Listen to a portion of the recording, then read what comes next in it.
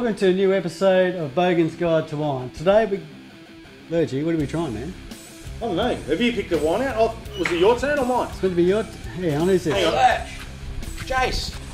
Hang on. Who's this? This is Brian from Politics from the very first episode from GDTV. Brian from Politics? Let's have a look at one of his clips now.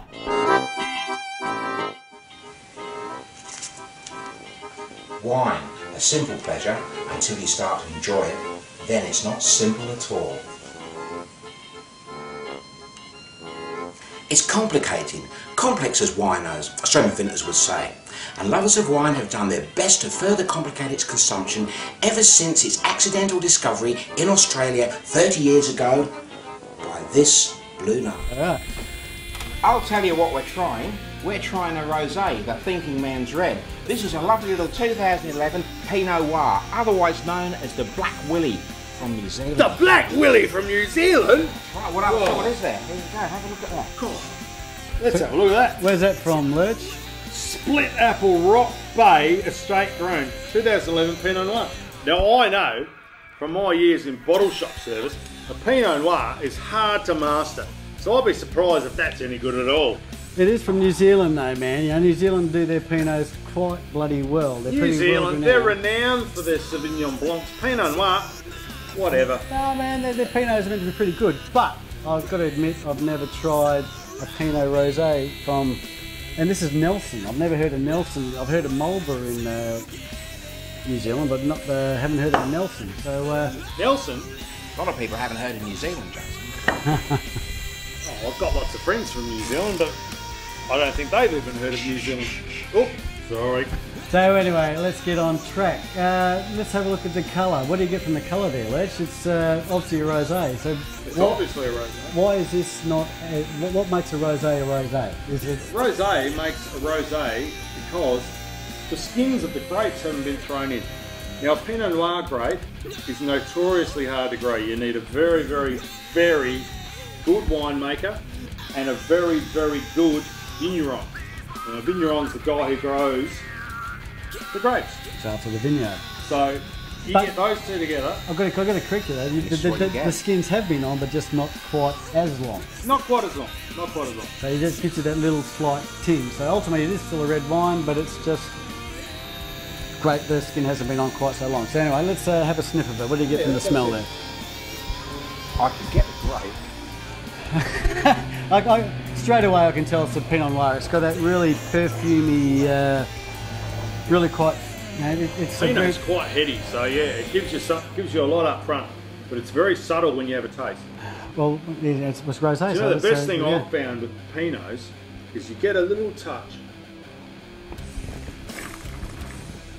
and you draw a bit of air in over your tonsils, and it ends up going through the back of your throat. So you taste it and smell it at the same time.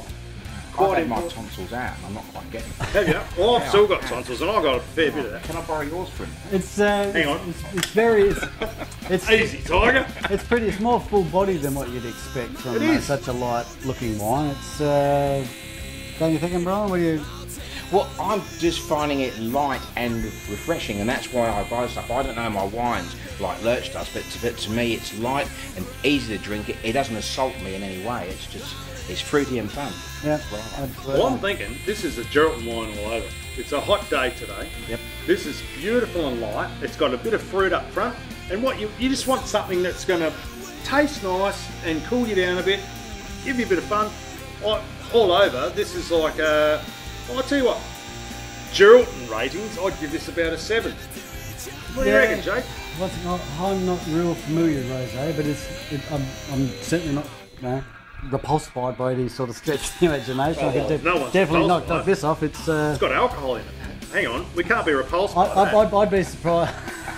Fair dinkum. I'd be, if I was doing a blind tasting, I would just say that would have been the straight Pinot Noir. So the fact it's a rosé is very well, interesting. let's just get out of that whole thing and just say, right, what do you think this bottle's worth?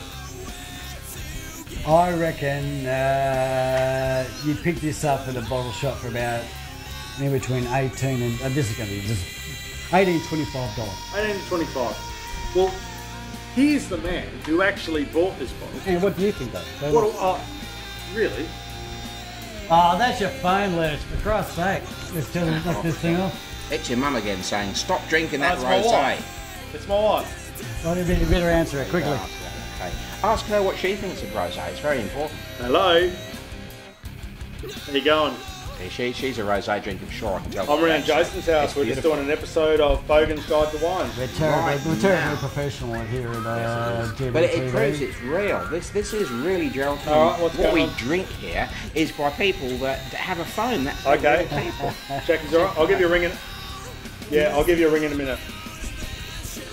Okay, see ya. Something? Finish? Alright, so anyway. How many out of 10, Joe? Out of 10, I'd give that. Mine personally, I'd give it 5 or 6.